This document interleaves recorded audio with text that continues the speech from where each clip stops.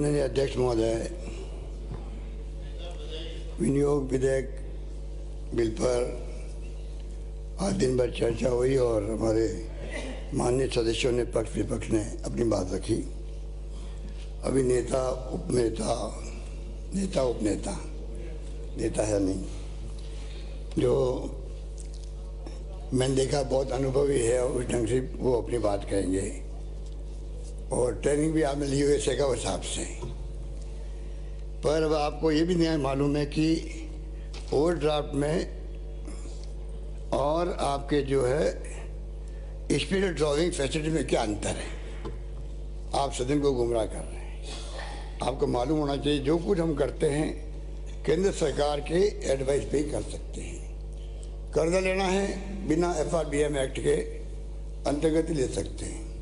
शायद आपको जानकारी नहीं होगी, कोविड आया था तो प्रधानमंत्री जी खुद ने हमारे सामने जो VC के अंदर और उसके बाद में फॉलोअप के अंदर जो छूट दी गई थी उसके अंतर्गत ही कर्जे ज़्यादा लिए गए उनकी परमिशन से, और पूरे देश के राज्यों को कोविड को ध्यान में रखते हुए स्पेशल छूट दी थी FRBM एक्ट के अंतर्गत।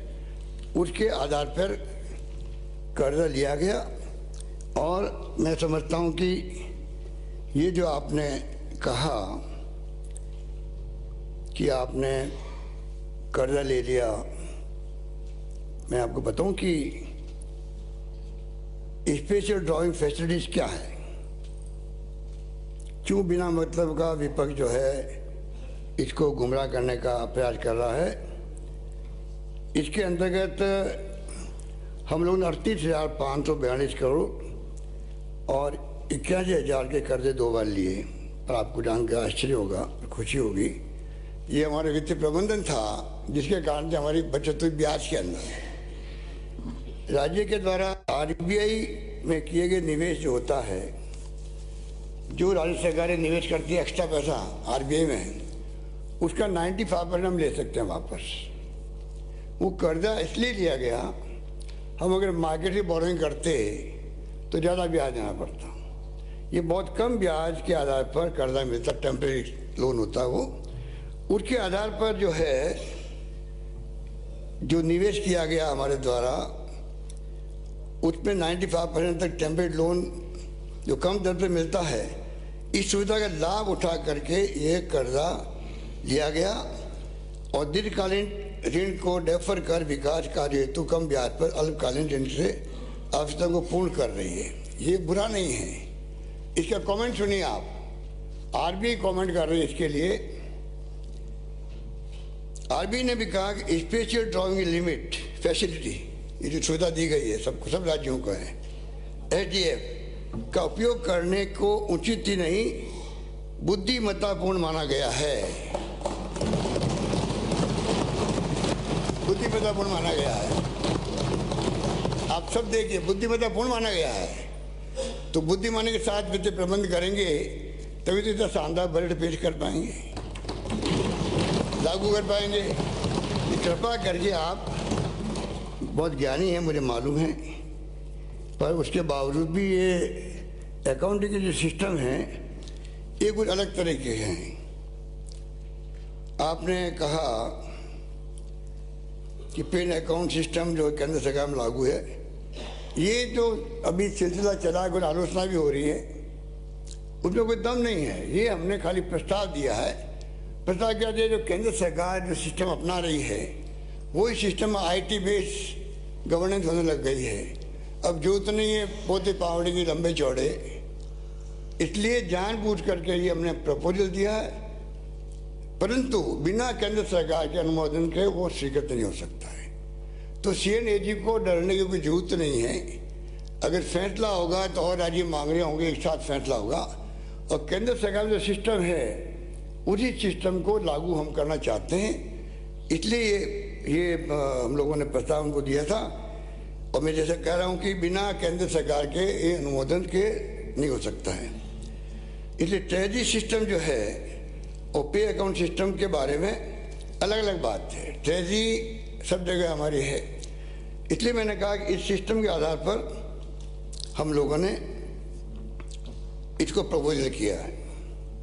माननीय अध्यक्ष महोदय, शानदार बजट आया है। मैं उम्मीद करता था कि अब तो ये मेरा वित्त मंत्री के रूप में 10वां बजट था, 10वां बजट है।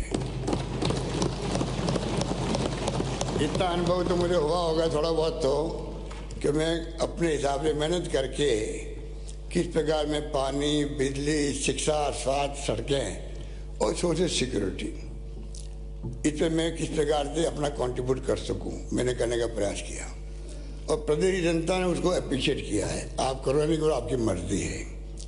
आप भी प्राइवेटली आप लोग कहीं करते हैं, मुझे मालूम है, पर हो सकता है कि आप लोगों को तकलीफ हो रही हो बोलने में, और वाजिब बात भी है। आप कैसे बोलेंगे, हाउस के अंदर कैसे बोल सकते हैं। पर माननीय अध्यक्ष महोदय, कुछ मैं आपको विशेषताएं बताता हूं जो हमने प्रयास करके अनाउंसमेंट भी की है। 23-24 में अभी इस बजट में हमने 1018 घोषणा मैंने करी है। अभी बजट पास आप करेंगे आज सदन के माध्यम से, पर हमने एडवांस के अंदर ही 250 स्वीकृति जारी कर दी। आप सोच सकते हैं कितना फास्ट हम चल रहे हैं। हम आपकी चिंता को यहाँ रखते हैं, विपक्षी चिंता को। हम कोई दिल्ली की सरकार की तरह नहीं है जो विपक्ष की परवाह नहीं करे। माइक बंद कर देते हैं, बोल देते नहीं हैं। आज तो हद ही कर दी, पूरी प्रोसीडिंग बंद कर दी। इसलिए हम बार बार कहते हैं देश की दिशा में जा रहा है। ये देश कहाँ जाएगा कोई नहीं जानता है। इस लोकतंत्र क्या होगा कोई नहीं जानता। हालात ये है, वो बहस का विषय अभी नहीं, इसलिए मैं नहीं बोलना चाहता, पर हालात बड़े गंभीर है। आप भी और हम भी सब जो है उद्देश्य हम सबका एक है, इसलिए थोड़ी चिंता आपको भी होनी चाहिए। बहुत हालात स्थिति अच्छी नहीं है। अध्यक्ष महोदय, बजट पेश करने के बाद मैंने तमाम सचिवों को बुला करके मैंने इंस्ट्रक्शन दे दिए। ABC मैंने कैटेगरी बनवा दी, उसी ढंग से फैसले शुरू भी हो गए।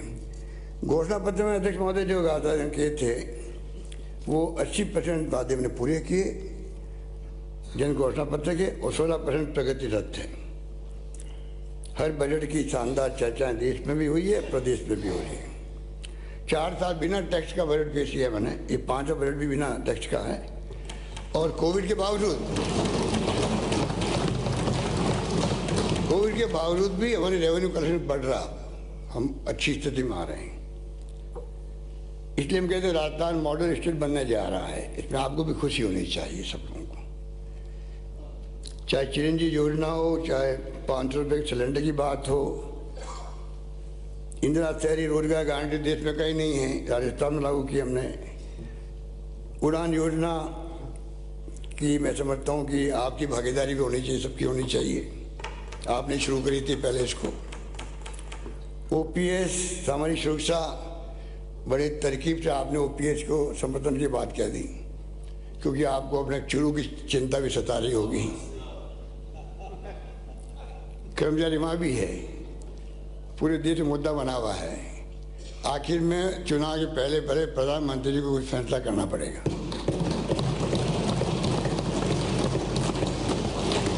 महाराष्ट्र में, कर्नाटका में, हरियाणा के अंदर सब जगह धरने चल रहे हैं। समझ जाओ, ये मानवीय दृष्टिकोण से हमने फैसला किया है।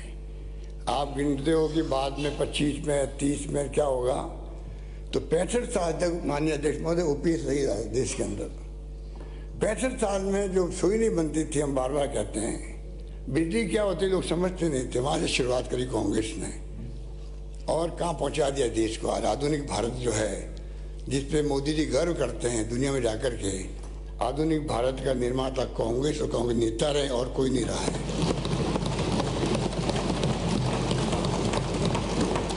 ये पंडित जवाहरलाल नेहरू की दूरदृष्टि थी, आत्मनिर्भरता की तरफ नींव पक्की रख दी शुरू में ही।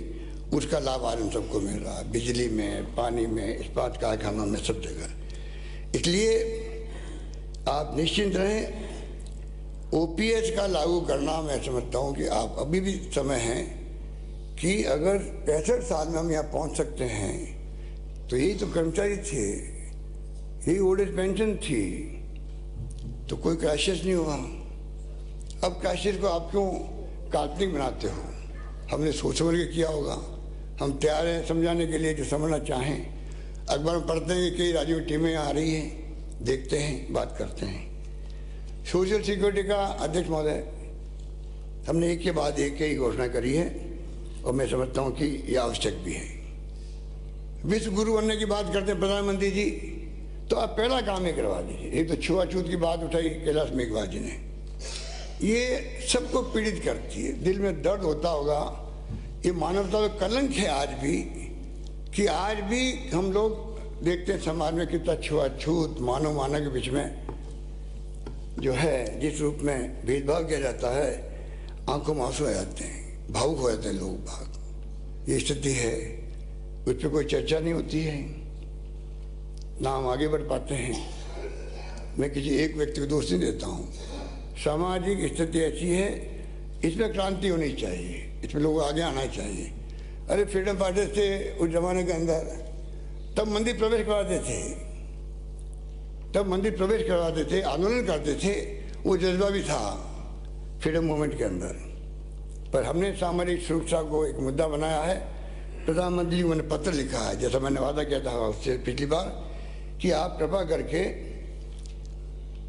जैसे मनमोहन सिंह जी ने, सोनिया गांधी जी ने जो कानून बनाए थे पार्लियामेंट में, वैसे कानून बने सामाजिक सुरक्षा के लिए, देशवासियों के लिए। मेरा मानना है कामधेनु इंश्योरेंस पशु, मैंने पिछली बार आपको कहा, ये भी एक अभिनव 2 दुधारू पशुओं को इंश्योरेंस मिल रहा है।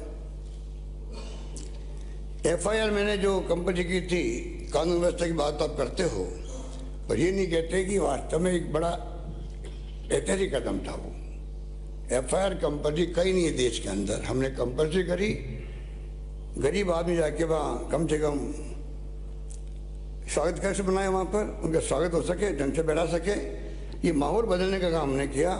और उसके लिए मैंने कहा आपको, ये 56(3) के अंतर्गत जो FIR आती थी, पहले आदेश आते थे 33% 13% हो गए, अब आते नहीं कोई, क्योंकि FIR लॉन्च हो रही है। अनुसंधान का समय जो है, आपके वक्त में 214 दिन लगता था 17-18 के अंदर, अब सिर्फ 68 दिन लगता अनुसंधान के अंदर, इन्वेस्टिगेशन के अंदर। इसलिए अध्यक्ष महोदय, इस 30 मार्च को राजधानी दिवस से ये चिरंजीवी योजना हमने लागू की है 25 लाख वाली, 30 मार्च से हम उसको लॉन्च कर रहे हैं पूरे प्रदेश के अंदर। ये जान के आपको खुशी भी होगी।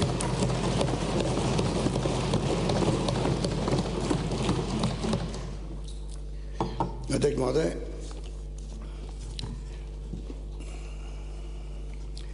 हमें दुख इस बात का है, और हमें सहयोग नहीं मिलता विपक्ष का भी, आप लोगों का भी। हम कहते हैं कि फाइनेंस कमीशन जो बनता है वो कॉन्स्टिट्यूशन के आधार पर बनता है, और वो तय करता है कि राज्यों को क्या मिलना चाहिए। ये समझ के परे हैं कि उसके बावजूद भी तरीका निकाल करके आप राज्यों को आप टाइट क्यों करते हैं केंद्र सरकार द्वारा। पेट्रोल डीजल के अंदर जो डिविजन पूल था, उसको जिस प्रकार से जीरो कर दिया, लगभग जीरो के आसपास कर दिया, जिसमें राज्यों को हिस्सा मिलता था। और अध्यक्ष महोदय, उसमें बढ़ा दिया additional excise duty, special excise duty और सेस लगा दिया। आप सोचिएगा 90% ज़्यादा पैसा जब कटौती हुई है, 76,035 करोड़, 76,035 करोड़, 19-20 में 10,000 के लगभग, 20-21 में 13,000, 20-21-22 में 12,000 से ज़्यादा, 22-23 में 17,000 से ज़्यादा 755, और 23-24 के जो आए आंकड़े हैं वो 21,267 के होंगे। आप बताइए, कोई गवर्नमेंट को 76,000 करोड़ 5 साल में कम मिले किसी केंद्र से, जो हमारा हक है, तो वो एक तरफा पैसा इकट्ठा कर रहे हैं एक्साइज का, और सारा जो डिविजन पूल था, जिसमें डिवीजन होता था राज्यों के बीच में, उसको लगभग समाप्त कर दिया। अध्यक्ष महोदय, इसके अलावा इसके ऊपर कोई चर्चा नहीं करता कि 14 फाइनेंस कमीशन द्वारा जो राज्यों को 32 की बजाय 42% राज्यों को हिस्सा देने का निर्णय किया, जितना शायद आपको मालूम ही है। तो क्या कारण है कि उसको उसका लाभ मिलना चाहिए राज्यों को। अब उसके बजाय आपने जो CSS की योजनाओं में जो बढ़ा दिया, 90-10 था पहले, था 80-20 था, 60-40 था, अब आप करीब करीब सब में 50-50 लेके आ गए। तो राज्यों को तो जो मिलना था फायदा वो मिल नहीं रहा। अब उसके लिए कौन जिम्मेदार है? स्थिति ही बनी हुई है। अरे मुझे कर्ज की बात की जा रही है, आपकी सरकारें चलाई है भाई। आप भी तो मुख्यमंत्री के बहुत ही कॉन्शियस कीपर थे। आप तो बहुत ही सलाहकार थे उनके। तो आप बताइए, आपसे कौन ज़्यादा जान सकता है कि आपके वक्त में 36.38% कर्जा लिया गया GDP का 8-9 तक, और हमारी सरकार बन गई। हमने उस कर्जे को कम करते करते करते 23.58 पे ले आए। ठीक है,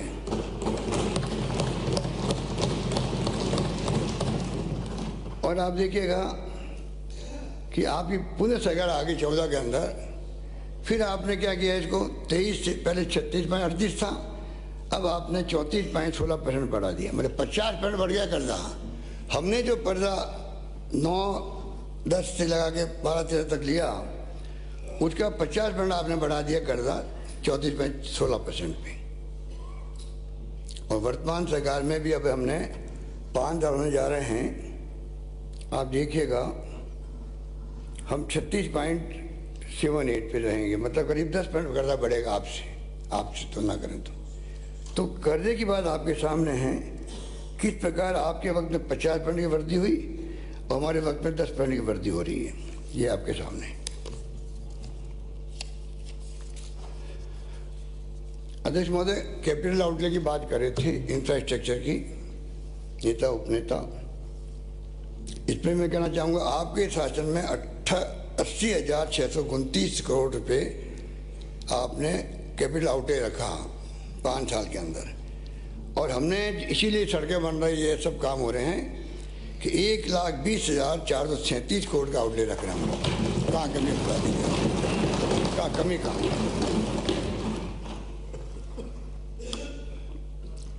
अध्यक्ष महोदय, लगभग दुगना है ये, आपसे आउटलेट लगभग दुगना है। अध्यक्ष महोदय, ये मैं पिछले वक्त में मैं बोल चुका हूं कि हमने हर क्षेत्र में जो है, शिक्षा व खेल कला में 74% आपसे ज़्यादा पैसा खर्च किया है, 94,728।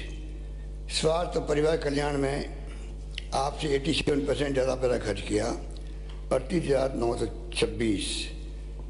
पानी में स्वच्छता में 35,194 करोड़ खर्च किया ज़्यादा, 48%। सामरिक सुरक्षा में 103% पैसा खर्च ज़्यादा हुआ आपसे, 53,000 करोड़। और सड़क में उसके अंदर 45% ज़्यादा पैसा खर्च किया। इस प्रकार से आप सोच सकते हैं कि लगभग 2,26,000 करोड़ के लगभग इनमें खर्च हुए हैं। तो कैपिटल आउटले में भी कोई कमी नहीं रखी, और जो इंफ्रास्ट्रक्चर के काम हैं उसमें भी हम लोग आपसे बहुत आगे हैं। अध्यक्ष महोदय, जिस प्रकार से बार बार विरोध कर रहे हैं प्रधानमंत्री जी स्वयं भी और वित्त मंत्री भारत सरकार, यहाँ आकर के बोल के गए कि हम कोई वापस पैसा देने वाले नहीं हैं। वो तो हमने कहा कि हम लड़ेंगे, जरूरत होगी तो सुप्रीम कोर्ट भी जाएंगे, अलग बात है। उसके बावजूद भी OPS रुकने वाली नहीं है, ये मैं कह सकता हूँ आपको।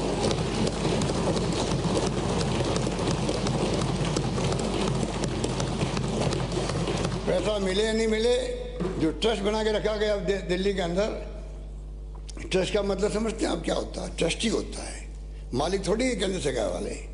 तो ट्रस्टी पैसा क्यों नहीं देंगे वापस आपको? आपका पैसा जमा है, कर्मचारियों जमा है वहाँ पर।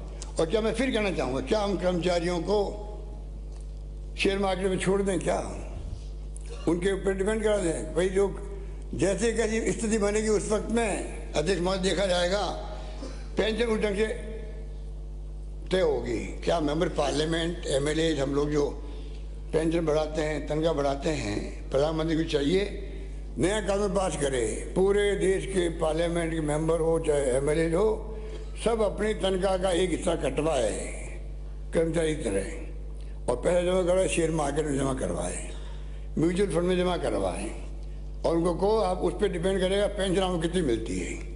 कर सकते हैं? तो आप अपन खुद नहीं कर सकते हैं, उनको उनके भरोसे कैसे छोड़ सकते हैं?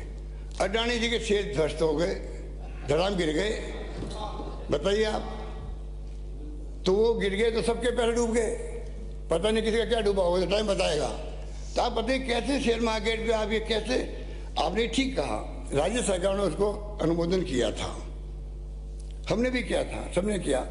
तो अनुभव क्या कहता है? ह्यूमन राइट कमीशन विरोध कर रहा है, CNAG कहता हुए नियम कायदे इसके नहीं बने, जुडिशल कमीशन कह रहा है हम लागू नहीं करेंगे। अब स्थिति क्या बन गई है? स्थिति अध्यक्ष महोदय बन गई है, हाईकोर्ट के जजेस, सुप्रीम कोर्ट जजेस तो लेंगे OPS, लोअर कोर्ट के जजेस जो हैं वो लेंगे NPS, राजस्थान को छोड़ करके। यहाँ तो हमने इंतजाम कर दिया उनके लिए भी। आर्मी, नेवल और air force OPS, BSF, Indo Tibetan police, ये सभी जितनी पैरामिलिट्री है NPS। क्या मतलब भाई, ये भेदभाव क्यों हो रहा? फिर सबको एक साथ देते मालूम पड़ता आपको? तो ये जो मैं जो बार बार बोलता हूँ, ये मेरी पीड़ा भी है कि हमारे खिलाफ बहुत आर्टिकल आ रहे हैं OPS को लेके। तो मैं कहना चाहूँगा कि इसका जवाब दे कि आज तक देश चला है OPS के माध्यम से, अब क्यों नहीं वित्तीय प्रबंधन हो सकता है? क्यों नहीं हम लोग इस पर विचार करें और OPS लागू करें पूरे देश के अंदर? अध्यक्ष महोदय, हम लोगों ने कहा था कि हम युवाओं को समर्पित करेंगे बजट को, उसके लिए अध्यक्ष महोदय हमने कोई कमी नहीं रखी।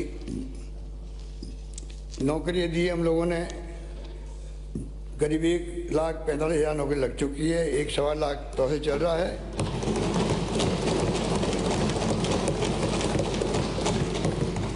और 1 लाख की मैंने घोषणा फिर करी है।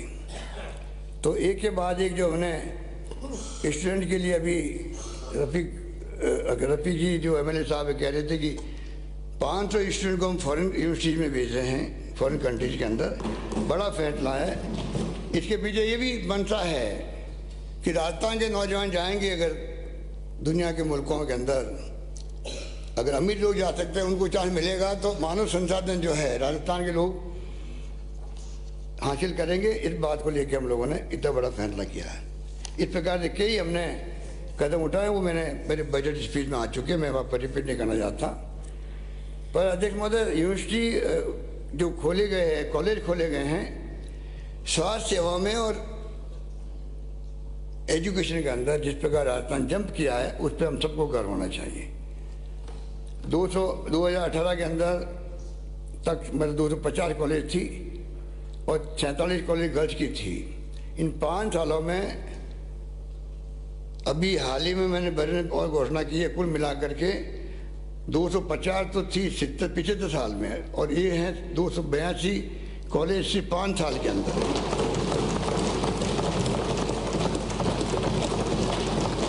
122 उसमें गर्ल्स कॉलेज भी है, 12 कॉलेज थी, कृषि कॉलेज थी 19 तक। आज हम लोगों ने देख रहे हैं कि 4 साल में 42 कॉलेज खोल दी है, और साथ इस बजट मैंने घोषणा करी है 49 हो जाएगी। सबसे ज़्यादा यूनिवर्सिटी राजस्थान के अंदर है।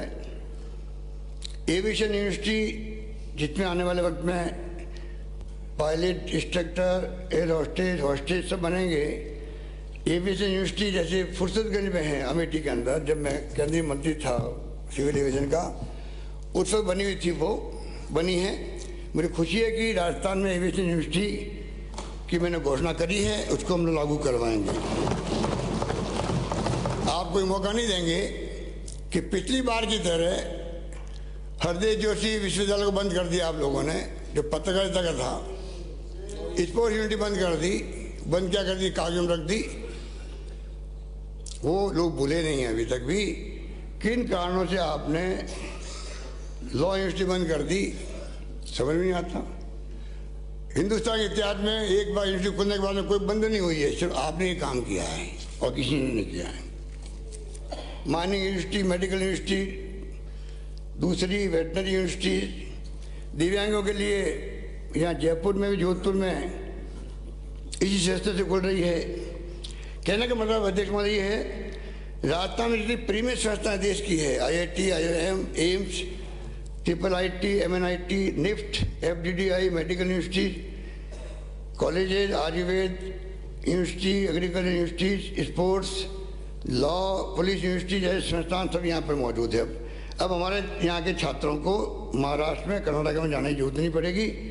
ये बहुत बड़ा कदम जो हमने उठाया था 20-22 साल पहले, जब अध्यक्ष महोदय आप भी मंत्री थे, उस वक्त में जो फैसला हुआ उसका परिणाम आज है कि आज जाल बिछ गया देश राजस्थान के अंदर तमाम उन प्रीमियर संस्थाओं के बनने को। लोग कहते हैं कि यूनिवर्सिटी से वोट नहीं मिलते हैं।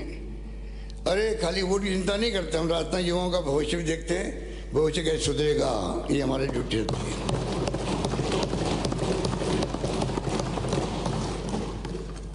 अध्यक्ष महोदय, ERCP के बारे में कितनी बार कहलाएंगे आप, क्योंकि आप लोग आपका कमिटमेंट ही नहीं है। सरकार आपकी, आपने बनाई योजना, उसकी आलोचना आप कर रहे हो।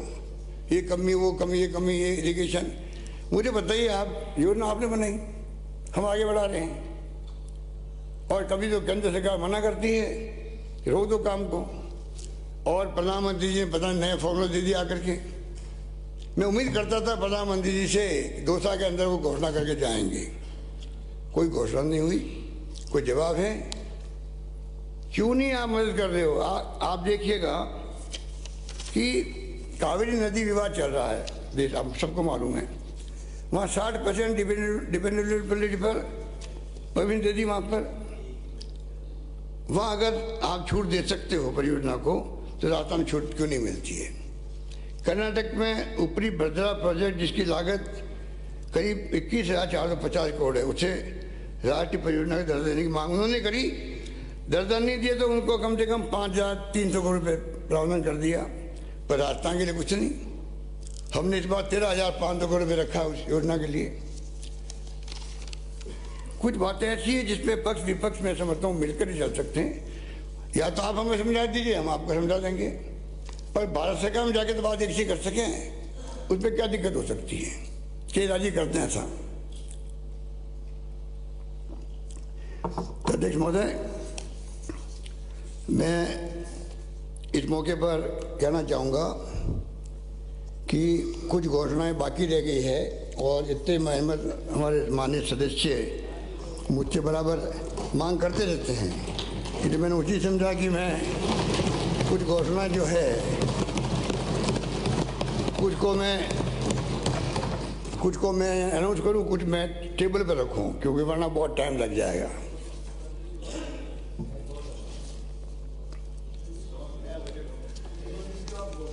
अध्यक्ष महोदय, आप तो कह चुके हो, चाह रहा था आप गांधीवादी हो, ये सड़कों वाला जो मामला है इसके अंदर आप हमारे लोगों को जो आपने सड़कें दी 10-10 करोड़ की, आज उसको भी कह दो सारे मेंबर समान। आप निश्चित मैं आपको एक वादा करता हूँ, हम आपकी परंपरा को कायम रखेंगे, हम आपकी परंपरा को कायम रखेंगे। हम आ रहे हैं तो आपकी परंपरा को कायम रखेंगे, हम रखेंगे कायम आपकी परंपरा को। गांधीवादी नहीं हो आप, गांधीवादी नहीं हो, मान्य सदस्य नहीं हो, मुख्यमंत्री जी आप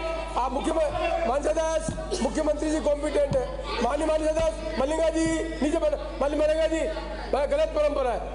माननीय राठौर साहब, आपकी भी परंपरा गलत है और माननीय मंत्री जी की परंपरा भी गलत है। माननीय मुख्यमंत्री जवाब दे रहे हैं, मुख्यमंत्री जी बोल रहे हैं, उसके बीच में अपन इंटरवीन करें। आप बाद में भी बोल सकते हैं, बाद में भी अपनी बात कह सकते हैं, पर गलत परंपरा नहीं। माननीय मुख्यमंत्री जी। माननीय अध्यक्ष महोदय, ये गांधीवादी 30 बार बोल चुके हैं। गांधीवादी लोग शराब छुड़वाते हैं, क्या मेरी बात आप मानने को तैयार हैं क्या?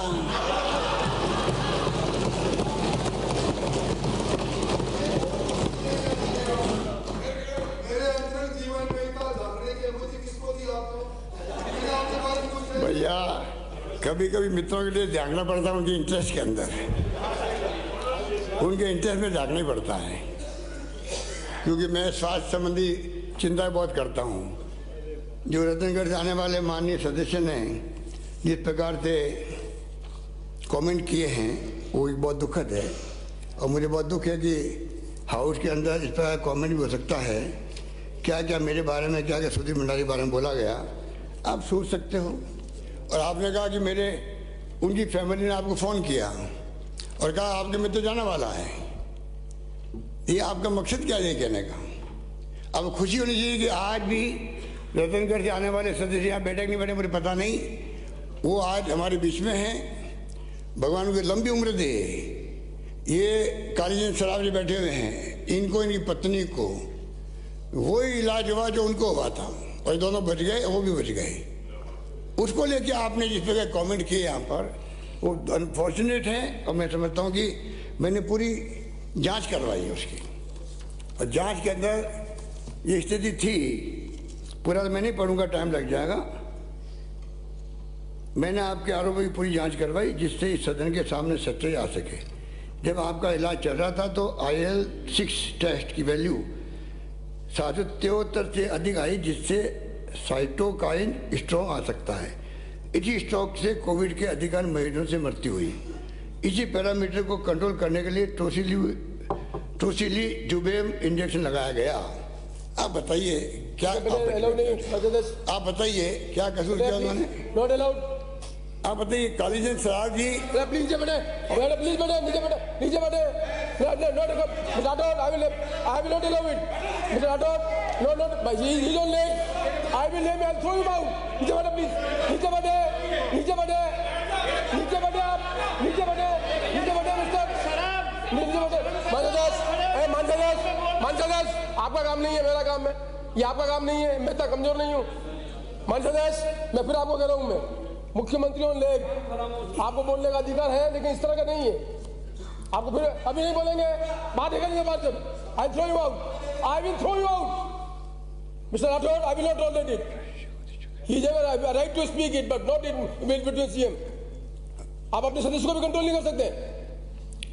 माननीय मुख्यमंत्री जी। माननीय अध्यक्ष महोदय, में इसलिए मैंने बात उठाई क्योंकि मैं खुद पूरे कोविड काल के अंदर एक तरफ तो हमें फक्र है कि राजस्थान ने और हमने सबको साथ लिया, आपको भी साथ लिया, सब ने मिलकर कोविड की लड़ाई लड़ी। धर्मगुरु थे, NGO थे, पब्लिक थी, सब ने मिलकर के कोई भूखा नहीं सोए। हमने आह्वान किया, उसको सबने निभाया। इलाज शानदार हुआ। ऑक्सीजन के लिए हमने लड़ी हो केंद्र से, पर ऑक्सीजन की कमी नहीं आने दी। और कालीचंद सराफ जी, इनकी पत्नी जब ठीक हुए तो इन्होंने धन्यवाद उन्हीं डॉक्टर को दिया, मिस्टर भंडारी को, सुधीर भंडारी को, कि भाई आपने अच्छा इलाज किया। इन्होंने लिख के दिया, हमारे अविनाश महेशी जी ने लिख के गए हैं। इनका लिखित में जो पेपर वो मेरे पास में है, आपको मैं पढ़ के सुनाऊं। मैं 10/9/20 को आपके अस्पताल में भर्ती हुआ था। अब मैं पूर्णतः स्वस्थ महसूस कर रहा हूँ। हालांकि मेरी कोविड-19 की रिपोर्ट अभी नेगेटिव नहीं आई है, जिसके लिए आज दिनांक 23 सितंबर 20 को पुनः सैंपल भिजवा रहे हैं। मैं 14 दिन मेरे घर पर अलग से क्वारंटाइन में रहूँगा, तो किसी के संपर्क में नहीं आऊँगा। मैं छुट्टी लेकर घर जाना चाहता हूँ, इसलिए मुझे छुट्टी देने का कष्ट करें। Jaipur address 243 Guru Jambheshwar Nagar, A LAN number 7, Gandhi पथ, वैशाली नगर, जयपुर। अब बताइए, ये इनके हस्ताक्षर है। अरे मैं आपको दावे के साथ कह सकता हूँ, जो राजस्थान के डॉक्टरों ने, नर्सेज ने काम किया राजस्थान भर के अंदर, और जिस प्रकार SMS और RUHS में काम हुआ, कितने लोग बाहर से आए हैं इलाज करवाने के लिए। बेड नहीं मिला था दिल्ली में, बम्बई में, अहमदाबाद के अंदर। अविनाश महेशी के भाई भी आए जो डॉक्टर हैं, मैं उनको जानता हूँ दिल्ली के अंदर, वो भी आए, उनके साथ भर्ती हुए थे। पर इस प्रकार की डॉक्टर को या किसी के ऊपर कमेंट करना और मुख्यमंत्री पे कमेंट करना, बताइए, ये मुझे बहुत ही थोड़ा लगा, इसलिए मैंने बात बोल दी। माननीय अध्यक्ष महोदय,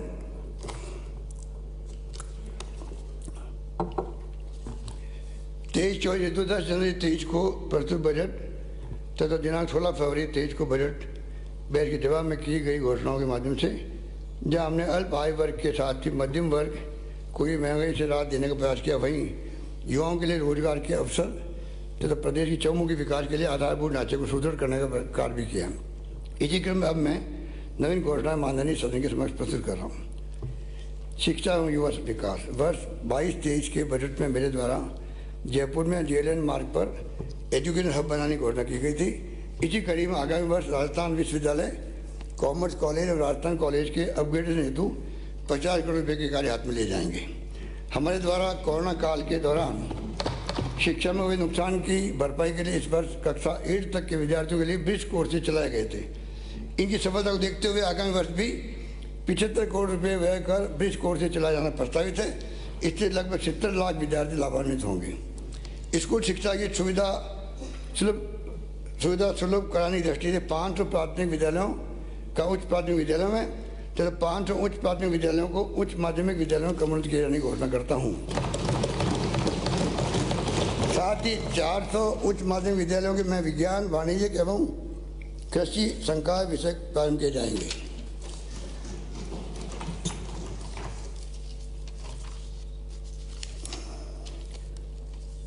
माननीय अध्यक्ष महोदय, प्रदेश में शिक्षण सुविधा विस्तार हेतु विभिन्न विद्यालय, छात्रावास, ITI कॉलेज आना, विद्यालय, महाविद्यालय के क्रमोन्नत नवीन विषय संकाय प्रारंभ करने के साथ साथ अन्य सुविधाएं का विस्तार किया जाएगा, जिनका विवरण सदन के पटल पर रख रहा हूँ।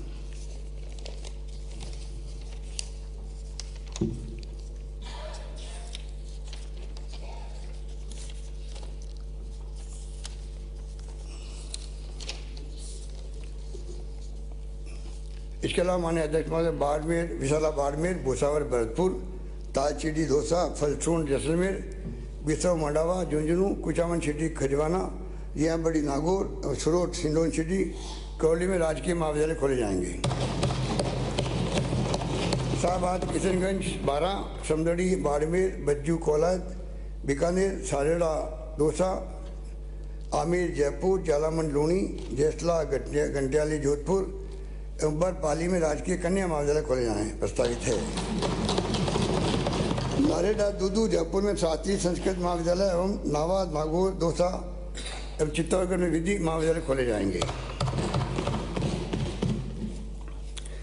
प्रदेश के पंजीकृत मदरसों में अध्ययन अध्यापन सुविधाओं का विस्तार करने की दृष्टि से शिक्षा विभाग की तर्ज पर प्रति विद्यार्थी 2 सेट निःशुल्क यूनिफॉर्म उपलब्ध कराना प्रस्तावित है। इस पर लगभग 15 करोड़ रुपये का व्यय कर 2 लाख से अधिक विद्यार्थियों को लाभान्वित किया जाएगा।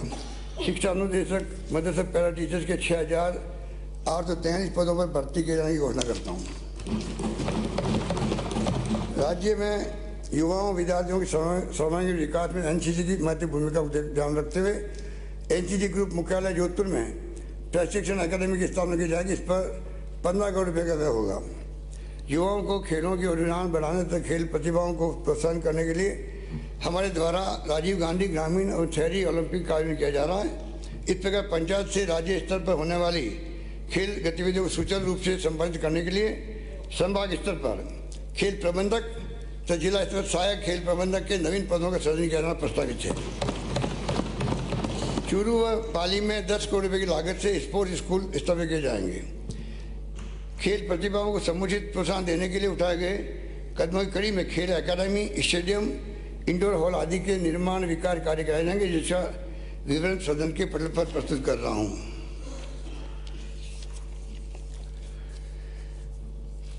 चिकित्सा स्वास्थ्य, चिरंजीवी स्वास्थ्य बीमा योजना को उपलब्ध रूप से देते हुए कोक्लियर इम्प्लांट की रिप्लेसमेंट एवं टाइप 1 डायबिटिक मेलिटस से प्रभावित रोगियों हेतु इंसुलिन पंप्स के पैकेज को आवश्यकता अनुसार शामिल किया जाना प्रस्तावित है। प्रदेश के राजकीय चिकित्सा संस्थाओं के माध्यम से मुख्यमंत्री निःशुल्क निरोगी राजस्थान योजना के अंतर्गत विभिन्न दवाओं की उपलब्धता को समयबद्ध रूप से सुनिश्चित करने की दिशा में एक और कदम उठाते हुए राजस्थान ड्रग्स एवं फार्मास्यूटिकल लिमिटेड कंपनी को राजकीय कंपनी के रूप में पुनर्जीवित किए जाने की घोषणा करता हूं। प्रदेश में चिकित्सा सेवाओं के विस्तार एवं आधारभूत ढांचे को सुदृढ़ करने की दृष्टि से PHC उप सब सेंटर, PHC, CHC, उप जिला अस्पताल, जिला चिकित्सालय, ट्रॉमा सेंटर, ब्लड बैंक आदि खोले क्रमबद्ध किए जाने के साथ साथ अन्य सुविधाएं विकसित की जाएगी, जिनका विवरण सदन के पटल पर रख रहा हूं।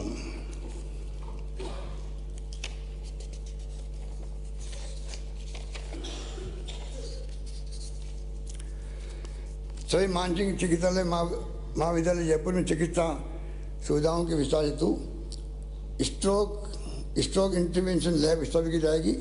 दवा वितरण केंद्र एवं सैंपल कलेक्शन हेतु 15 करोड़ रुपए की लागत से बहुमंजिला भवन का निर्माण कराया जाएगा। बढ़ते रोगी भार एवं आमजन की सुविधा के दृष्टिगत सवाई मानसिक चिकित्सा महाविद्यालय जयपुर में 75 करोड़ रुपए की लागत से पार्किंग सुविधा विकसित की जाएगी। सड़क सुरक्षा की दृष्टि राज्य सरकार द्वारा मान्यता प्राप्त वाहन चालन प्रशिक्षण केंद्रों स्कूलों के निर्धारण प्रशिक्षण वाहनों को मोटर वाहन कर से मुक्त किया जाएगा। सोशल सिक्योरिटी विशेष योगीजन की आवश्यकताओं के दृष्टिगत प्रतिष्ठित एनजीओ के माध्यम से प्रत्येक संभाग मुख्यालय पर मानसिक विमंदित महिलाओं हेतु पुनर्वास गृह संचालित करने तथा प्रत्येक जिले में राजकीय मानसिक विमंदित मूक बधिर नेत्रहीन श्रेणी के विशेष योगीजन विद्यालय खोले जाने प्रस्तावित करता हूँ। 80% से अधिक दिव्यांगता वाले व्यक्तियों के पक्ष में निष्पादित सभी प्रकार के विलेखों पर स्टैंप ड्यूटी निःशुल्क किया जाना प्रस्तावित है। साथ ही ट्रांसजेंडर व्यक्तियों के पक्ष में अचल संपत्ति के दस्तावेजों पर भी स्टैंप ड्यूटी निःशुल्क की जाएगी। प्रदेश में महिलाओं को आवश्यक सुविधा उपलब्ध कराने के लिए आगामी वर्ष प्रथम चरण के रूप में नगरीय क्षेत्रों के बाजारों एवं पब्लिक प्लेसेस पर महिलाओं के लिए सुलभ संस्था के माध्यम से 500 स्थानों पर टॉयलेट बनाए जाने के साथ ही 5000 से अधिक आबादी वाले ग्रामीण कस्बों में भी महिलाओं के लिए टॉयलेट एवं स्नानघर कॉम्प्लेक्स का निर्माण किया जाना प्रस्तावित है। इस पर लगभग 100 करोड़ रुपए का व्यय होगा। 1 नवंबर 62 से विभिन्न युद्धों एवं ऑपरेशन में पदकों से अलंकृत प्रदेश के सूरवीरों को देह सुविधाओं में विसंगतियों को दूर किए जाने के साथ ही कोस्ट गार्ड तटरक्षक मेडल से अलंकृत सैनिकों के लिए भी आवश्यक प्रदान किए जाएंगे। साथ ही नगी श्री कर्णपुर श्री गंगानगर में भारत पाक सीमा पर स्थित वार मेमोरियल सेंटर में विकास कार्य कराए जाएंगे। इंदिरा गांधी शहरी क्रेडिट कार्ड योजना के अंतर्गत प्राप्त ऑनलाइन आवेदनों को ध्यान में रखते हुए पात्रता की अधिकतम आयु सीमा को 40 वर्ष से बढ़ाकर 60 वर्ष करने तथा योजना की अवधि को 31 मार्च 2024 तक बढ़ाए जाने की घोषणा करता हूँ। प्रदेश के विभिन्न क्षेत्रों में सड़क पुल व आरओबी आदि के निर्माण एवं उन्नयन कार्य 2600 करोड़ रुपये से अधिक की लागत से कराए जाएंगे जाने प्रस्तावित इसकी सूची में सदन के पटल पर रख रहा हूँ।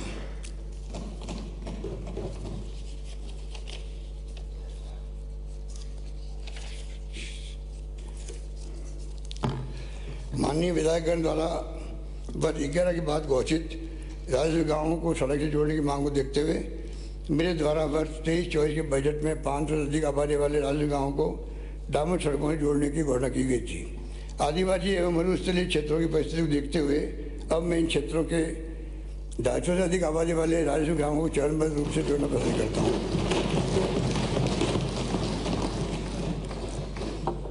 आमजन की सुविधाओं को बढ़ावा देने के उद्देश्य से राज्य सरकार के अधीन संचालित विभिन्न टोल सड़कों पर टोल कलेक्शन हेतु फास्टैग टैग सुविधा लागू किया जाना प्रस्तावित है। इस पर 48 करोड़ रुपए का व्यय होगा। किशनगढ़ अजमेर की हवाई पट्टी के विस्तार में पहाड़ी क्षेत्र के कारण उत्पन्न बाधा को दूर कर कमर्शियल एयरपोर्ट के रूप में स्थापित करने हेतु DPR बनाई जाएगी। आमजन को और अधिक राहत पहुंचाने के उद्देश्य से आगामी वर्ष माह अप्रैल से प्रसन्न गाँवों के संघ तथा प्रसन्न शहरों के संघ अभियान चलाया जाना प्रस्तावित है। इसी अभियान में शिविरों के माध्यम से विभिन्न योजनाओं के पात्र लाभान्वितों बेनिफिशियरी के रजिस्ट्रेशन का कार्य भी किया जाएगा, जिससे कोई पात्र व्यक्ति परिवार परियोजनाओं का लाभ लेने से वंचित नहीं रह जाए। इसी के साथ इन अभियानों में विभिन्न विभागों से संबंधित पूर्व में किए जाने वाले कार्यों के साथ ही अधिक राहत दी जाएगी, जिनका विवरण मैं सदन के पटल पर रख रहा हूँ।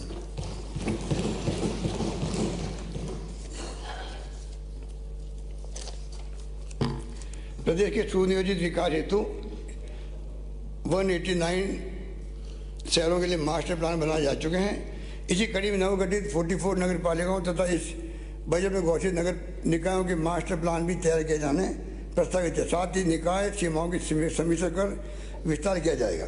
सरकारी सामुदायिक परिसंपत्तियों भूमियों को अतिक्रमण से सुरक्षित रखने के लिए MLA लैड योजना में बाउंड्री वाल के साथ साथ तारबंदी को भी अनुमति करना प्रस्तावित करता हूँ। अमृत 2.0 योजना के अंतर्गत राज्य के 29 शहरों में सीवरेज के कार्य कराए जाएंगे। इस हेतु 4700 करोड़ रुपये की परियोजनाओं के कार्य हाथ में लिए जाएंगे। जयपुर हेरिटेज क्षेत्र की पुरानी एवं जीर्ण सीवरेज लाइनों को बदलने का कार्य कराया जाना प्रस्तावित है। इस पर 296 करोड़ रुपये व्यय होंगे। प्रदेश में सीवरेज व ड्रेनेज संबंधी विभिन्न कार्य कराए जाएंगे, जिनकी सूची सदन के पटल पर रख रहा हूँ। 34 डोल तालाब 12 का सौंदर्यीकरण एवं विकास कार्यों हेतु 50 करोड़ रुपये व्यय किए जाएंगे। साथ ही श्री गलता पीठ जयपुर में वर्षा जल संचय कर कानोता बांध तक ले जाने एवं कियारा बांध की मरम्मत पुनर्निर्माण हेतु डीपीआर बनाई जाएगी। पेयजल माननीय सदस्यों के माध्यम से कई स्थानों की पेयजल संबंधी समस्या की जानकारी प्राप्त हुई है। अतः आने वाले गर्मी के मौसम में आमजन को राहत पहुंचाने के उद्देश्य से मैं प्रत्येक विधानसभा क्षेत्र में आवश्यकता अनुसार 40 हैंडपंप तथा 10 ट्यूबवेल तक लगाए जाने का प्रस्तावित करता हूँ। जल जीवन मिशन के अंतर्गत जाखम बांध से उदयपुर, प्रतापगढ़, चित्तौड़गढ़ एवं राजसमंद जिलों के 8 कस्बों व 1473 गाँवों के लगभग 3 लाख परिवारों हेतु 4,674 करोड़ रुपये व्यय कर घर घर जल कनेक्शन उपलब्ध कराए जाने प्रस्तावित है। प्रदेश में पेयजल सुविधा के विस्तार हेतु विभिन्न कार्य कराए जाएंगे, जिनका विवरण सदन के पटल पर रख रहा हूँ।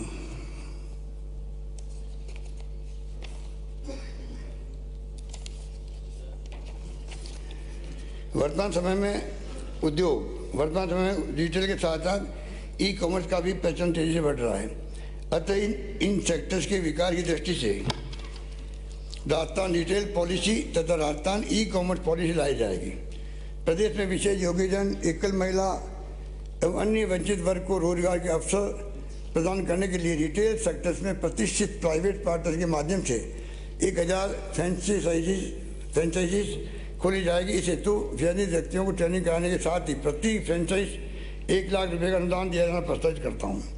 राज्य में खनिज बजरी के अवैध खनन पर प्रभावी नियंत्रण एवं आमजन को सस्ती बजरी उपलब्ध कराने के लिए चयनित स्थानों पर नदियों में 100 हेक्टेयर आकार तक के प्लाट बनाकर पिट माउथ पर न्यूनतम विक्रय मूल्य पर बजरी उपलब्ध कराने वाले निवेदक दाताओं को खनन पट्टे आवंटित किया जाना प्रस्तावित है। बाढ़ में स्थित पेट्रो जोन के औद्योगिक विकास को समयबद्ध रूप से सुनिश्चित करने हेतु इसे रिप्स 2022 के अंतर्गत एरिया कैटेगरी 2 से परिवर्तन कर एरिया कैटेगरी 3 में सम्मिलित किया जाना प्रस्तावित है। रिप्स 22 के अंतर्गत नवीन निवेश हेतु चूंकि 50 करोड़ रुपए के न्यूनतम निवेश की आवश्यकता है, तदनुरूप किसी उद्यम के 50 करोड़ रुपए के अतिरिक्त निवेश की स्थिति में भी योजना के अंतर्गत विस्तार हेतु परिलाभ दिया जाना प्रस्तावित है। कोटा, जोधपुर, भरतपुर, बीकानेर संभाग में कत्तीन व बुनकरों को प्रशिक्षित करने के लिए शुरू किए गए ट्रेनिंग सेंटर्स में खादी ग्रामोद्योग संबंधी प्रशिक्षण भी प्रारंभ किया जाना प्रस्तावित है।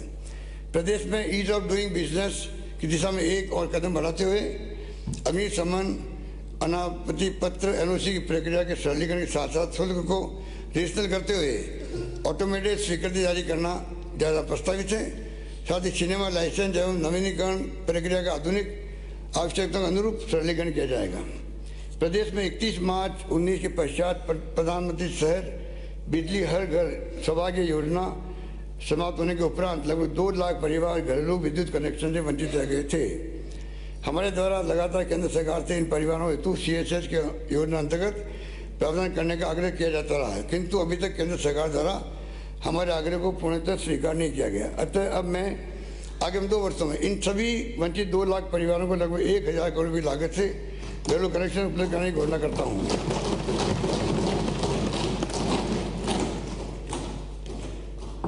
कृषि श्रेणी के नियमित अथवा कटे हुए तथा गैर कृषि क्षेत्र के अंतर्गत कटे हुए विद्युत कनेक्शनों हेतु 31 दिसंबर 22 तक देय विलंब राशि व ब्याज में चरणबद्ध छूट की अवधि 30 सितंबर 23 तक बढ़ाया जाना प्रस्तावित है। इससे 22 लाख से अधिक उपभोक्ता लाभान्वित होंगे।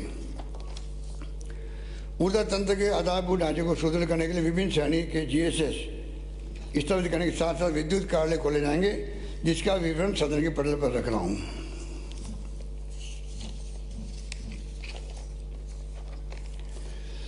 वन क्षेत्रों में विभिन्न गतिविधियों, पौधारोपण तथा वन्य जीवों की देखभाल से संबंधित कार्य हाथ में लिए जाएंगे, जिसका विवरण मैं सदन के पटल पर रख रहा हूँ। पर्यटन, कला और संस्कृति। जयपुर स्थित गोविंद देव जी के मंदिर में संपूर्ण प्रदेशवासियों की असीम आस्था है। इसके दृष्टिगत मैं गोविंद देव जी मंदिर का महाकाल उज्जैन की तर्ज पर रथ विकास करने की घोषणा करता हूँ।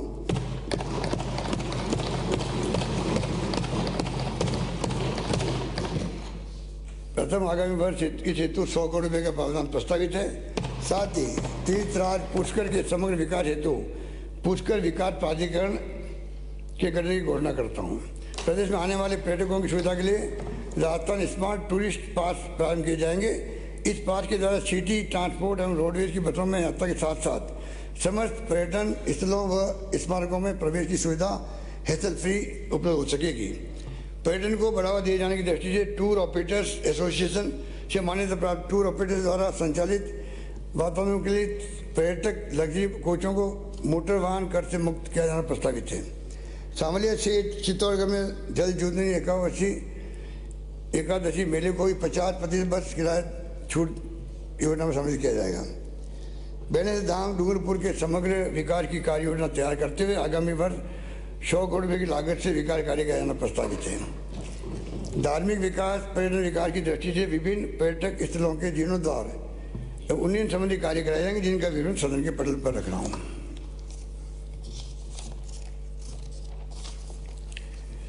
प्रदेशवासियों विभिन्न मंदिरों में अगाध आस्था को देखते हुए त्रिपुरा सुंदरी माता मंदिर बांसवाड़ा, कणी माता बीकानेर, केला देवी गोवर्धन पर्वत भरतपुर,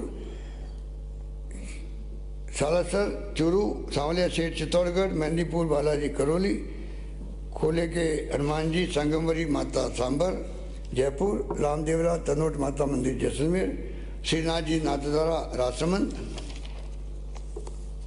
वी तेजा जी नागौर, खाटू श्याम जी सीकर, एकलंगी जी उदयपुर सहित अन्य महत्वपूर्ण मंदिरों में पेंडोरमा आधारभूत सुविधाओं का समग्र विकास किए जाने हेतु 10 करोड़ रुपये की लागत से डीपीआई बनाई जाएगी। अजमेर में पतिराज, बीकानेर में साहब विकारी, आश्विन भीलवाड़ा में बगड़ावत सवाई भोज, शाहपुर भीलवाड़ा में केसी सिंह भारत, चित्तौड़गढ़ में पन्ना राय, दौलपुरा चित्तौड़गढ़ में मोरारजी भगत, जयपुर में महात्मा ज्योतिबा फुले, शिवदासपुरा जयपुर में स्वामी आत्माराम जी लक्ष्य, जोधपुर महर्षि नवल स्वामी, जालोर में बीरम देव कान्हर देव चौहान, गोगुंदा उदयपुर में राणा पूंजा, पोखरण जैसलमेर में इंदिरा माँ शक्ति भारत एवं करौली में केला देवी के 15वां मनाए जाएंगे। देवस्थान विभाग के अधीन 593 मंदिरों में पोशाक, रंग रोगन एवं मरम्मत आदि कार्य कराए जाएंगे। साथ ही राज्य के प्रत्यक्ष प्रभार मंदिरों के अंशकालीन पुजारियों के मानदेय में वृद्धि कर एक समान 5,000 रुपये प्रतिमाह किया जाएगा। लोक कला मंडल उदयपुर के उन्नयन की डीपीआई बनाई जाएगी। साथ ही कला एवं मार्बल नगरी किशनगढ़ अजमेर में आर्ट गैलरी तो साइंस पार्क नवलगढ़ झुंझुनू में डिस्प्ले इंफ्रास्ट्रक्चर विकसित किया जाएगा। मौलाना अबुल कलाम आज़ाद अरबी फारसी शोध संस्थान टोंक में पब्लिकेशन कम म्यूजियम ब्लॉक का निर्माण किया जाएगा। कृषि व समन क्षेत्र में साइट स्पेसिफिक न्यूट्रिएंट मैनेजमेंट एवं फलदार पौधों की जल मांग की सटीक जानकारी के लिए 10,000 किसानों को new generation technology auto sensors एवं फर्टिगेशन के प्रयोग के लिए अनुदान दिया जाएगा। इसके अतिरिक्त 10,000 किसानों को उठी हुई क्यारी बनाने हेतु रिच बेड प्लांटर यंत्र भी अनुदानित दर पर उपलब्ध कराए जाएंगे। इस हेतु 50 करोड़ रुपये का व्यय प्रस्तावित है। प्रदेश में कृषकों की आय बढ़ाने एवं नॉन एग्रीकल्चर सीजन में आय के विकल्प प्रदान करने के लिए ट्रैक्टरों के व्यावसायिक पंजीयन पर लगने वाले एक बार शुल्क को 6,000 से घटाकर 500 रुपये किया जाना प्रस्तावित है। साथ ही नियमित fitness certificate fees, inspection fees व ग्रीन टैक्स को 2,300 से घटाकर 200 रुपये किया जाना प्रस्तावित है। कृषि मंडियों में देय कृषक कल्याण शुल्क पर मौजूदा 50% की छूट को 31 मार्च 24 तक के लिए बढ़ाया जाना प्रस्तावित है। साथ ही समस्त कृषि मंडियों में व्यापारियों की सुविधा के लिए व्यापार भवन हेतु डीएलसी की 25% दर पर भूमि उपलब्ध कराई जाएगी। गंगापुर भीलवाड़ा एवं गोगुंदा उदयपुर में कृषि महाविद्यालय खोले जाएंगे। चांदन जैसलमेर मावाड़ा जाएंगे, पाली में मिनी फूड पार्क विकसित किए जाएंगे। बेगू चित्तौड़गढ़ में सब्जी फूल मंडी तथा सावर अजमेर मंडेला पिलानी झुंझुनू साडोली रामगढ़ अलवर बागोर मांडल भीलवाड़ा व जम्बा रामगढ़ जयपुर में कृषि उपज मंडी खोली जाएगी। साथ ही गौण कृषि उपज मंडी लोहावट जोधपुर को कृषि उपज मंडी में कन्वर्ट किया जाएगा। प्रदेश में पंजीकृत 3,636 गौशालाओं में पेयजल हेतु आवश्यकता अनुसार 3 फेज ट्यूबवेल स्थापित किए जाएंगे। इस हेतु आगामी वर्ष लगभग 75 करोड़ रुपये व्यय होंगे। पशुपालकों को बेहतर चिकित्सा सुविधा उपलब्ध कराने तथा दुग्ध उत्पादकों को प्रोत्साहन देने की दृष्टि से पशु चिकित्सा संस्थान केंद्र खोले जाने के साथ साथ अन्य सुविधाएं विकसित की जाएगी, जिनका विवरण सदन के पटल पर प्रस्तुत कर रहा हूं।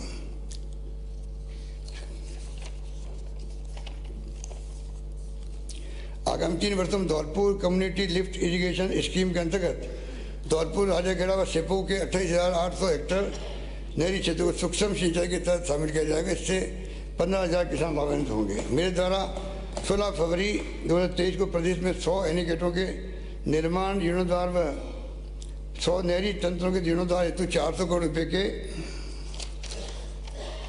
कार्य प्रारंभ किए जाने की घोषणा की गई थी। इस क्रम में माननीय सदस्यगण प्रदेश के किसान भाइयों की ओर से कार्य की महत्ता को देखते हुए और अधिक प्रस्ताव प्राप्त हो रहे हैं। अतः मैं एनीकटों के निर्माण जीर्णोद्धार व नहरी तंत्र के जीर्णोद्धार हेतु निर्धारित की गई 400 करोड़ रुपये की राशि को बढ़ाकर 800 करोड़ रुपये करने की घोषणा करता हूँ।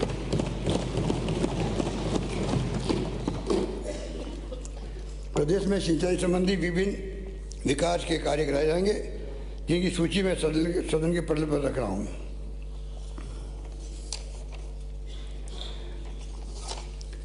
बारां जिले की परमनबद्ध सिंचाई परियोजना में अट्टू के 17, अंता के 10 और मांगरोल 10 वंचित गांवों को शामिल करने हेतु रिपेयर बनाई जाएगी। साथ ही सदार से चूरू के 58 वंचित गांवों के रकबों को चौधरी कुमाराम आर्य लिफ्ट कैनाल योजना में शामिल किया जाएगा। बांधों व नहरों के सुचारू संचालन हेतु गेज रीडर, ऑपरेटर, ग्रेड 3 आदि 3,000 कार्मिकों की भर्ती की जाएगी। कानून व्यवस्था प्रदेश में आपराधिक गैंग्स की गतिविधि है तथा पड़ोसी राज्यों से अपराधियों के आवागमन पर नियंत्रण की दृष्टि से हम राजस्थान संगठित अपराध का नियंत्रण कानून ला रहे हैं। इसी क्रम में क्षेत्र में प्रभावी कार्रवाई सुनिश्चित करने की दृष्टि से 3 अतिरिक्त कमांडो प्लाटून की स्वीकृति करना प्रस्तावित करता हूँ।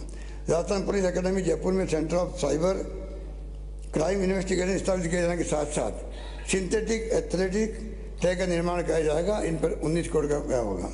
राज्य में शहरों एवं कस्बों में सड़कों पर बढ़ते वाहनों के दबाव की स्थिति में सुगम यातायात व्यवस्था कायम किए जाने हेतु ट्रैफिक पुलिस को सुदृढ़ करने की दृष्टि से 500 पुलिस कांस्टेबल, हेड कांस्टेबल एवं उप निरीक्षक स्तर के पद सृजित किया जाना प्रस्तावित है।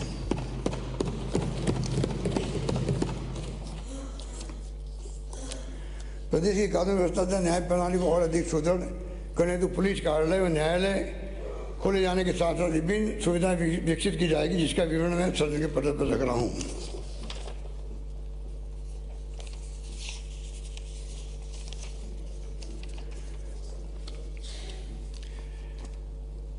आमजन को पारदर्शी एवं त्वरित सेवाएं उपलब्ध करवाने तथा कार्य होने वाले वर्क प्रोसेसिंग को IT के माध्यम से ऑनलाइन करने में आज प्रदेश संपूर्ण देश में अग्रणी स्थान रखता है। विभिन्न विभागों से संबंधित IT सॉफ्टवेयर का लाभ दूरस्थ क्षेत्रों में निवास करने वाले प्रदेशवासियों को मिल सके।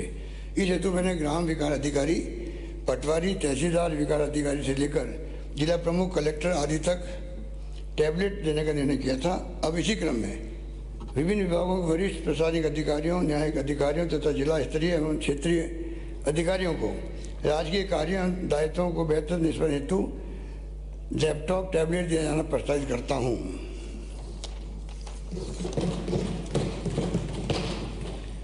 माननीय सदन को याद होगा कि प्रदेश के इस विकसित IT तंत्र का लाभ घर बैठे प्राप्त करने हेतु संबल प्रदान करने की दृष्टि से मैंने गत बजट में चिरंजीवी परिवारों की महिला मुखिया को स्मार्टफोन में इंटरनेट कनेक्टिविटी उपलब्ध कराने हेतु मुख्यमंत्री डिजिटल सेवा योजना की घोषणा की थी।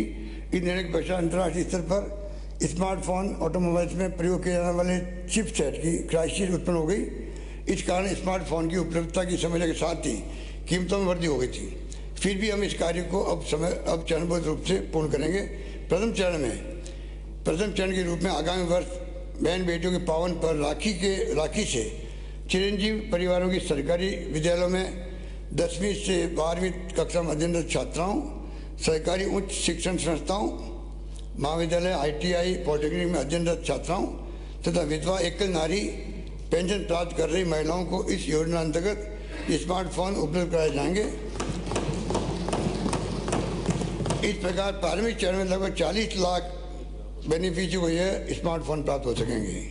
प्रदेश में कुशल वित्तीय एवं बजटीय प्रबंधन के साथ साथ कर प्रणाली के सरलीकरण हेतु integrated financial management system IFMS 3.0 तथा integrated tax management system ITMS लागू करने के साथ ही सरकारी खरीद प्रक्रिया हेतु नवीन राजस्थान लोक उपपन पारदर्शिता अधिनियम RTPP एक्ट रूल्स तथा वित्तीय लेखांकन व सार्वजनिक निर्माण संबंधी integrated Rajasthan financial accounting rules बनाया जाना प्रस्तावित है।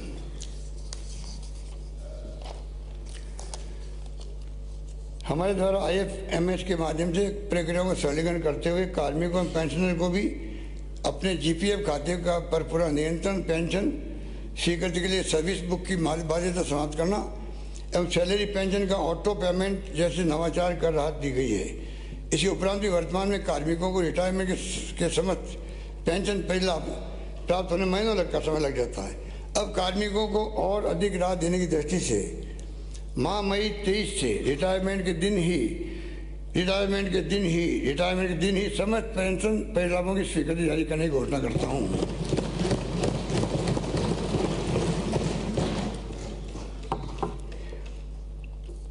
हमने राजकीय कार्मिकों को सेवानिवृत्ति उपरांत सुरक्षा उपलब्ध करवाने जैसे सभी के लिए OPS लागू करने का प्रावधान किया। माननीय सदस्य को विदित होगा कि प्रदेश में 80 वर्ष से अधिक आयु के पेंशनर को पेंशन राशि में वृद्धि का लाभ प्राप्त होता है। आयु बढ़ने के साथ ही अतिरिक्त वित्तीय सुरक्षा की आवश्यकताओं को ध्यान रखते हुए अब मैं 75 वर्ष से अधिक आयु के पेंशनर को पेंशन राशि में बेसिक पर 10% अतिरिक्त अलाउंस उपलब्ध कराने की घोषणा करता हूँ। राज्य के कार्मिकों को उनके द्वारा सातवें वेतनमान में वेतन निर्धारण हेतु दिए गए विकल्प के कारण वेतन में हो रही हानि को देखते हुए नियमों में पुनः विकल्प दिया जाना प्रस्तावित करता हूँ। इससे उनके वेतन में वृद्धि हो सकेगी। कार्मिक अपनी जरूरतों की पूर्ति के लिए प्रतिमाह मिलने वाले वेतन पर निर्भर रहते हैं। आकस्मिक आवश्यकता होने पर भी कार्मिकों को वेतन लाभ मिले, इसके लिए अनुपातिक आधार पर माह के बीच में भी अग्रिम वेतन आहरण एडवांस सैलरी विड्रॉल की सुविधा उपलब्ध कराने की घोषणा करता हूँ। राजकीय कार्मिकों को खेलों के क्षेत्र में प्रोत्साहित करने की दृष्टि से अंतर्राष्ट्रीय एवं राष्ट्रीय स्तर की खेल प्रतियोगिता में उत्कृष्ट प्रदर्शन करने वाले कार्मिकों को स्पेशल अलाउंस इंक्रीमेंट दिया जाना प्रस्तावित है। कार्मिकों द्वारा अपने कर्तव्यों के निर्वहन के लिए स्वयं की दक्षता में वृद्धि सतत रूप से किया जाना अत्यावश्यक है। इस दृष्टि से प्रदेश के apex capacity building institute Harishchandra Mathur Rajasthan लोक प्रशासन संस्थान के यूनियन के साथ ही संस्थान के अंतर्गत सिविल सर्विस ऑफिसर्स इंस्टीट्यूट की स्थापना के लिए 25 करोड़ रुपये का प्रावधान किया जाना प्रस्तावित है। राज्य के कार्मिकों की सुविधा के दृष्टिगत में Rajasthan civil service appellate tribunal की स्थायी पीठ जोधपुर में भी खोलने की घोषणा करता हूँ। प्रदेश में प्रशासनिक इकाइयों के विस्तार एवं सुदृढ़ीकरण हेतु प्रशासनिक इकाइयों कार्यालय खोले क्रमबद्ध किए जाएंगे, जिसका विवरण सदन के पटल पर रख रहा हूँ।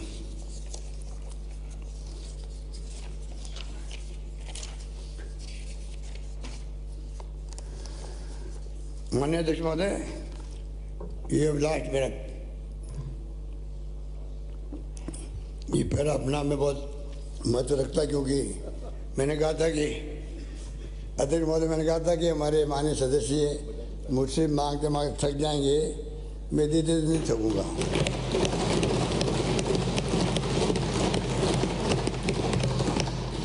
पर ये मुझे नहीं मालूम था कि वो मेरे इस भावना का फायदा उठाते हुए जिले की मांग कर लेंगे।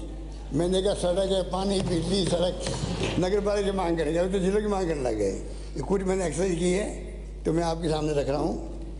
माननीय अध्यक्ष महोदय, हमने गत 4 वर्षों में प्रदेश की आधारभूत संरचना को सुदृढ़ कर आमजन व जरूरतमंदों को सामाजिक सुरक्षा उपलब्ध कराते हुए तथा सामाजिक क्षेत्र में विकास के साथ साथ आजीविका के संसाधन उपलब्ध कराकर प्रदेश में खुशहाली लाकर राजस्थान देश का मॉडल राज्य बनाने का प्रयास किया है। प्रदेश में संवेदनशील, जवाबदेही एवं पारदर्शी प्रशासन देना हमारी प्रतिबद्धता है। हमारे द्वारा जन घोषणाओं एवं बजट घोषणाओं के माध्यम से एक के बाद एक लोक कल्याणकारी योजनाएं लागू की गई है। ऐसी स्थिति में राज्य सरकार की समस्त योजनाओं का लाभ ढाणी ढाणी मगरे मगरे में बसे जरूरतमंद परिवारों तक भी पहुँचे, इसके लिए जिला स्तर पर पूर्ण संवेदनशीलता के साथ कार्य करना आवश्यक है। राजस्थान भौगोलिक दृष्टि से माननीय अध्यक्ष महोदय देश का सबसे बड़ा राज्य होने के कारण हमारे कई जिले ऐसे हैं जहाँ जिला मुख्यालय की दूरस्थ कोने से दूरी 100 किलोमीटर से भी अधिक है और इस कारण आमजन को कठिनाइयों का सामना करना पड़ता है।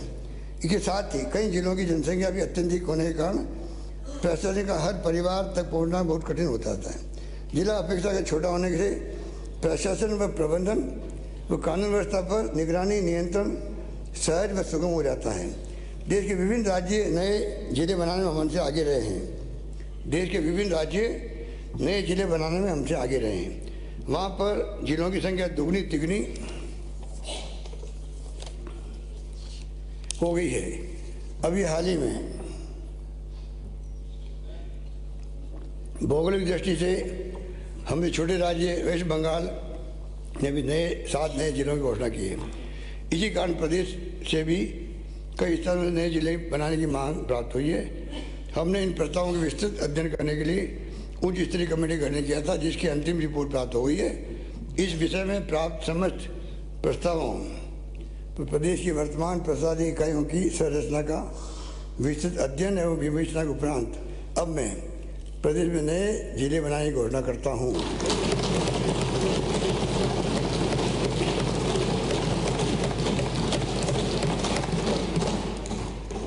नंबर 1 अनूपगढ़ गंगानगर से अनूपगढ़। नंबर 2 मदन प्रजापति के वो मुझे मित्र बनवाने हैं।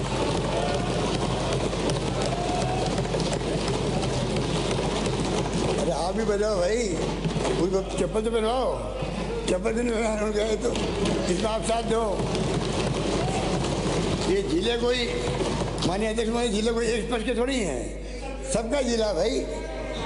जिलों में सबकी ताली एक साथ बननी चाहिए, तब मजा आएगा जिले बनाने का भी। अनूपगढ़ बालोतरा हो गया 2, ब्यावर 3,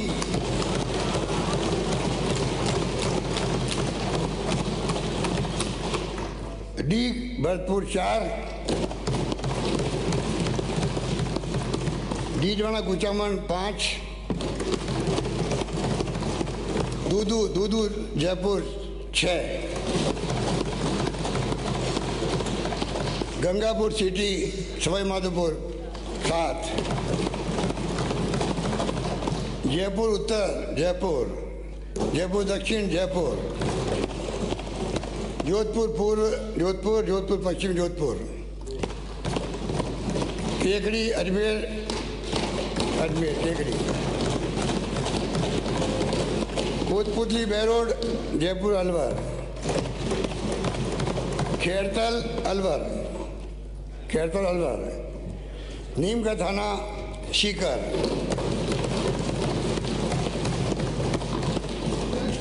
फलोदी जोधपुर। कहाँ गए? सलूम्बर उदयपुर, शांचोर जालोर और कैलाश मेघवाल जी शाहपुरा भीलवाड़ा। इस प्रकार 19 नए जिले बनाने के कारण प्रदेश में कुल 50 जिले हैं।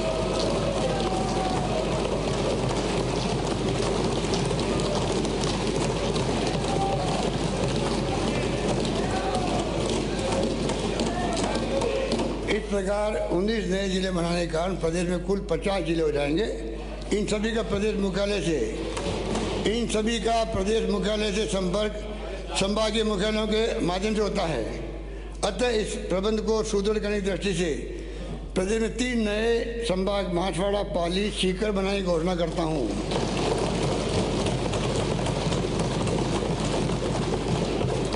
इन नवीन प्रशासनिक इकाइयों, जिला एवं संभागीय मुख्यालयों को अविलंब धरातल पर उतारने के लिए सुदृढ़ आधारभूत ढांचा, मानव संसाधन उपलब्ध कराने के लिए प्रथम चरण में 2000 करोड़ रुपये का व्यय करना प्रस्तावित है। माननीय अध्यक्ष महोदय, इसी शब्दों के साथ मैं अपनी बात समाप्त करता हूँ। धन्यवाद।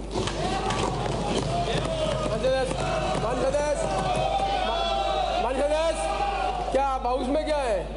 कहीं सभा में बैठे हुए क्या? कोई विधानसभा और पब्लिक मीटिंग में कोई अंतर है? माननीय सदस्य, मुझे माननीय सदस्यों को सूचित करना है कि सर्वश्रेष्ठ विधायक के चयन हेतु गठित समिति ने दिनांक 15 मार्च 2023 को हुई बैठक में सर्वसम्मति से 15वीं राजस्थान विधानसभा की अवधि में निम्नांकित विधायक को सर्वश्रेष्ठ विधायक का पुरस्कार प्रदान किए जाने का निर्णय लिया है। अमीन खां 2022, श्रीमती अनीता बदेल 2023। माननीय सदस्य को 20 तारीख को माननीय विधायकों को हम सम्मानित करेंगे, 20 तारीख को। माननीय मुख्यमंत्री जी, प्रश्न यह है कि राजस्थान विनियोग संख्या 2 विधेयक 2023 को पारित किया जाए। जो पक्ष में वहां गए, तो विपक्ष में ना गए। हाँ पक्ष जीता, हाँ पक्ष जीता। राजस्थान विनियोग संख्या 2 विधेयक 2023 को पारित किया गया। राजस्थान वित्त विधेयक 2023। प्रश्न है कि राजस्थान वित्त विधेयक 2023 को पारित किया जाए। जो पक्ष में वहां गए, तो विपक्ष में ना गए। हाँ पक्ष जीता, हाँ पक्ष जीता। राजस्थान वित्त विधेयक 2023 को पारित किया गया। सदन की बैठक सोमवार दिनांक 20 मार्च 2023 के प्रातः 11 बजे तक के लिए स्थगित की जाती है।